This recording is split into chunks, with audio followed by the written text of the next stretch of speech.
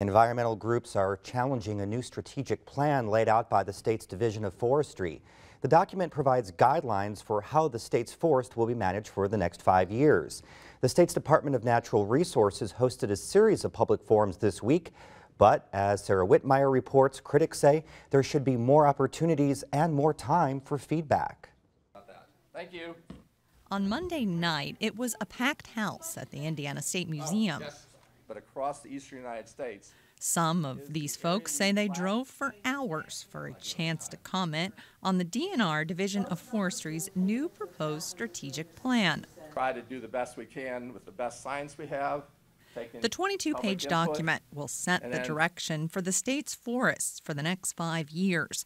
The DNR held 3 public meetings this week. Far fewer, critics say, than when the agency adopted its last strategic plan. And on that plan, they had a lot of initial stakeholder meetings, they had more public meetings, they had a clear public comment period they posted on their website, they had a response document. I would disagree. I think this process is very similar to what we did in the last strategic plan. I mean, we've had 3 public meetings. We had one in the north, the central, and the south. Actually, we're using this location that we used last time. The northern side is exactly the same location as we used the previous plan. I can't remember where we held the previous plan meeting down south, but yeah, we're pretty much following the same model. After presenting the plan Monday, the DNR opened the floor to public comment. The money that is being collected are just another one of these corporate scams to take our resources and turn them into commodities. There's no assurance that there'll be a response document, so people will have some way of knowing what the state's official response to their comments is, and whether it had an impact on the plan. I would just call it, black box public solicitation. It just leaves you wondering. The plan calls for maintaining the current level of logging in state forests, which is 14 million board feet per year for the next 5 years. And while that's not an increase over current logging, it does represent a huge increase over the last several years. The most they ever logged was a couple million board feet a year. Now they're at 14 to 15 million board feet a year. So it's way too much cutting. You can't take these forests in a vacuum. The DNR maintains that timber harvesting is done according to sustainable forestry practices, and the annual amount harvested equates to only about 60% of the forest's annual growth. Critics also object to the increase in clear cutting. That's when all the trees in a given area are uniformly taken down. But you won't find the term clear cutting in the strategic plan. We don't have strategically in the plan that we're going to increase X number of acres in clear cuts. We've been making openings for as long as we've been managing the forest.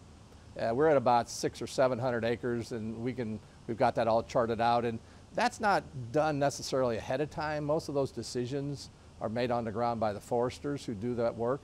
The plan also calls for user fees, the selling of, quote, non-essential tracts of forest, and development within the forest, things such as new recreational facilities and cabins.